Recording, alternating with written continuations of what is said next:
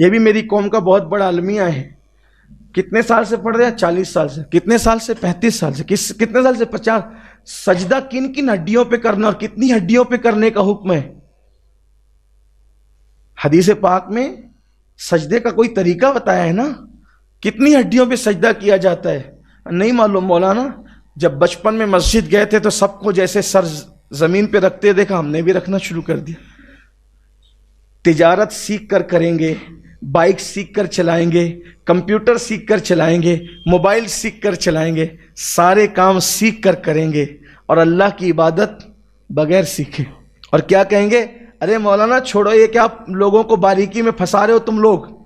یہ مولانا لوگوں نے دین بہت مشکل کر دیا، اللہ نے آسان کیا تھا. مولانا کی کیا حیثیت؟ اس طرح کی بکواس کی باتیں کرتے ہو. ارے کیسے بھی پڑھو مولانا، اللہ قبول کرنے والا ہے. جب کیسے بھی پڑھو اللہ قبول کرنے والا ہے تو اس نے رسول اللہ کو کیوں بھیجا؟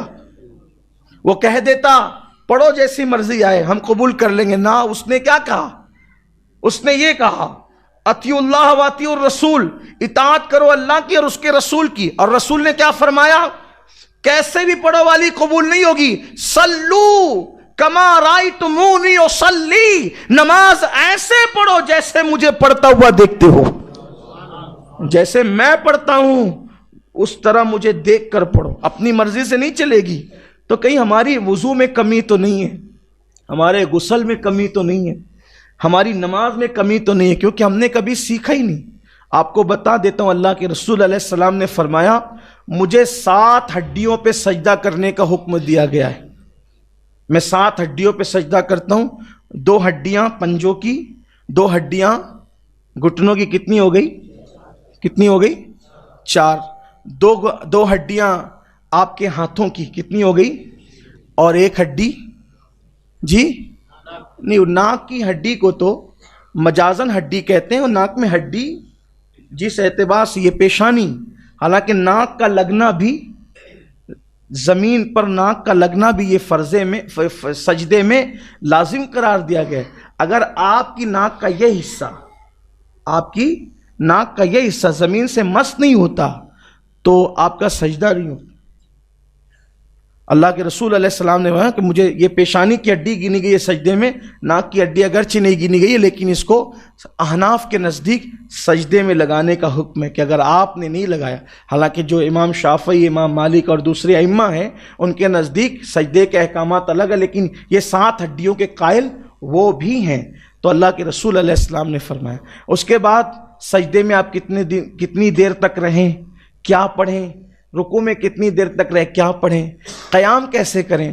ابھی آپ پوری مسجد کو کبھی دیکھیں نماز، کوئی ہاتھ ایسے لٹکایا ہوا ہے، کوئی ایسے باندھا ہوا ہے، کوئی کسی نے کچھ پکڑا ہوا ہے، کسی نے کچھ پکڑا ہوا ہے. یعنی کہ ہماری نمازوں کا حال یہ ہو گیا. کوئی کھجا رہا ہے، کوئی داڑھی سے کھیل رہا ہے، کسی کی پوری بٹن کھلی ہوئی ہے. کتنی شرم آتی ہوگی اس وقت، بولنے بھی اچھا نہیں لگتا. نوجوان لڑکے، بلکہ نماز لوگوں کی فاسد ہوتی. نوجوان لڑکے آج کل کے جو نماز پڑھتے ہیں جینس پہن کر آتے ہیں، شارٹ پہنتے ہیں. جب وہ رکوع میں جاتے ہیں تو رکوع میں جانے سے تو اوپر کے کپڑے کھنچ جاتے ہیں، نیچے کے کپڑے اگر وہ بیلٹ وغیرہ لگائے اور کپڑے سخت ہیں وہ ایسے اٹھ جاتے ہیں. تو یہ جو کمر کی ہڈی کا حصہ ہے وہ کھل جاتا ہے، اکثر و بیشتر کھل جاتا ہے. اور یہ احناف کے نزدیک یہ حکم ہے کہ ستر عورت ناف سے لے کر گھٹنے تک ہے. اگر وہ نماز میں کھل جائے اتنی دیر تک کہ 3 مرتبہ سبحان اللہ کہا جا سکے، اتنا ستر عورت کا کوئی حصہ کھل جائے، نماز فاسد ہو جائے. نماز فاسد ہو، نماز گئی، ختم ہو گئی، بغیر توڑے نماز ٹوٹ گئی. اب بتائیں آپ کتنوں کی نماز ٹوٹتی ہے؟ کم از کم یہ ہو کہ جب مسجد میں آ رہے ہو تو اس طرح سے آؤ کہ اپنی بھی نماز بچے، دوسروں کی بھی نماز بچے. آپ دیکھیے وضو کرتے ہیں اور وضو کرتے کرتے جھاڑتے جھاڑتے سیدھا مسجد کے اندر چلے آتے ہیں. گناہ ہے، سخت گناہ ہے. مسجد کا احترام ہے، ہم پہ مسجد کا احترام واجب کیا گیا ہے کہ وضو کے پانی کے قطرات مسجد میں نہیں گرنے چاہیے، گناہ ہوگا. آئے تھے نیکی لینے، گناہوں کا ٹوکرا لے کے سر پہ جا رہے ہو. ہم آپ کو مشکل نہیں کرنا چاہتے، لیکن یہ کہ جب آپ اسکول جانے کے آداب سیکھ چکے، آفیسروں کے درمیان جانے کے آداب سیکھ چکے، تو اللہ کی بارگاہ کا ادب بھی تو سیکھ لو، کیونکہ یہ اللہ کی بارگاہ جسے مسجد کہتے ہیں۔ مسجد میں آؤ تو ادب سے آؤ۔ حضرات صحابہ کرام رضوان اللہ تعالی علیہم اجمعین جلدی سے مسجد کی دیوار کو ٹیک بھی نہیں لگاتے تھے۔ اللہ کے رسول علیہ السلام فرماتے ہیں جو مسجد میں دنیا کی باتیں کرے اس کا دین میں کوئی حصہ نہیں۔ آقا فرماتے ہیں ایسے لوگ پاؤ تو ان کے ساتھ بیٹھنا بھی مت۔ یعنی مسجد میں کیا آپ نے کپڑا پہنا، ایک کپڑا کتنے میں خریدا، یہ دنیا کی بات۔ آج کل الیکشن میں کیا چل رہا ہے، دنیا کی بات، ناجائز ہے۔ اللہ کے رسول نے فرمایا ان کا دین میں کوئی حصہ نہیں ہے جو دنیا کی بات کرتے ہیں۔ مسجد میں یا اللہ کا ذکر ہوگا یا واعظ و نصیحت ہوگی، مسجد میں دنیا کی بات۔ آپ سوچیں نا صحیح، سبزی کیا بھاؤ چل رہی ہے نہیں پوچھ سکتے آپ مسجد میں، نکلو باہر۔ اسی لیے قرآن کہتا ہے، جمعہ کے دن کے لیے کہتا ہے یا ایھا الذین آمنوا اذا نودی للصلاۃ من یوم الجمعہ فاسعوا الی ذکر اللہ وذروا البیع۔ اے ایمان والو، جب تم جمعہ کی اذان سنو کاروبار بند کرو، مسجد میں آ جاؤ، اللہ کا ذکر کرو نماز کے لیے۔ جب نماز ہو جائے تب یہاں پر باتیں سٹکارتے نہیں بیٹھنا، ادھر کیا چل رہا ہے ادھر کیا چل رہا ہے۔ کیوں؟ کیونکہ مسجد میں دنیا کی بات کرنا انسان کی نیکیوں کو ایسے کھاتی چلی جاتی ہے جیسے آگ لکڑیوں کو کھاتی۔ آپ کی نیکیاں باہر ہوتی رہتی آپ کے نام اعمال سے جب آپ دنیا کی بات مسجد میں کر رہے ہوتے ہو۔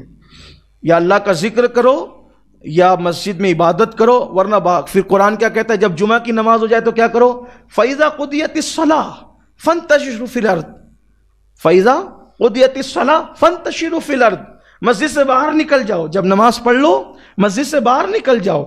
مسجد کھڑے رہنے کی جگہ ہے ادب کے ساتھ، قوموا للہ قانتین، ادب سے کھڑے رہنے کی جگہ ہے، وہ پڑے رہنے کی جگہ نہیں ہے۔ مسجد کو پڑے رہنے کی جگہ نہ بناؤ۔ فَإِذَا قُضِيَتِ الصَّلَاةُ فَانتَشِرُوا فِي الْأَرْضِ، جب نماز پڑھ چکو مسجد سے باہر نکل جاؤ، زمین پہ پھیل جاؤ اور اللہ کا فضل تلاش کرو، یعنی اپنے کاروبار سے لگ جاؤ، دنیا کی باتیں نہیں کرنا مسجد۔ اللہ کے رسول نے فرمایا قیامت کی نشانیوں میں سے ایک نشانی ہے کہ مسجدوں کے اندر لوگ دنیا کی باتیں کریں گے، تم ان کے قریب بھی مت بیٹھنا، ان کا دین میں کوئی حصہ نہیں ہے۔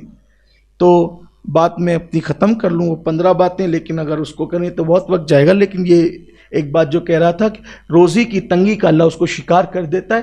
تیسری بات جو دنیا میں اس کو مصیبت پہنچتی ہے، اللہ کے رسول علیہ السلام فرماتے ہیں وہ ذلیل ہوتا رہتا ہے۔ آقا فرماتے ہیں وہ ذلیل ہوتا رہتا ہے۔ لوگ کہتے ہیں مسلمانوں کی ذلت کا سبب کیا ہے، ہم کہتے ہیں 1450 سال پہلے بیان کر دیا گیا، اسی طرف توجہ کرنے کی ضرورت ہے۔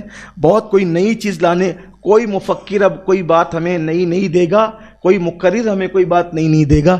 رسول اللہ سے بڑھ کر کے فکر کرنے والا، تدبر کرنے والا، اصلاح امت کرنے والا، قوم کو جگانے والا، بیدار کرنے والا کون ہے؟ حضور نے اتنا بڑا ذخیرہ دے دیا ہے، کوئی نیا راہ عمل تیار کرنے کی ضرورت نہیں ہے، کوئی نئی باتیں لانے کی ضرورت نہیں ہے۔ حضور نے سب بتایا، سب بتایا، سب بتایا، صرف امت کو چاہیے کہ اس کی طرف توجہ کر لے۔ آقا فرماتے ہیں نماز چھوڑنے والا ذلیل ہوگا۔ ہماری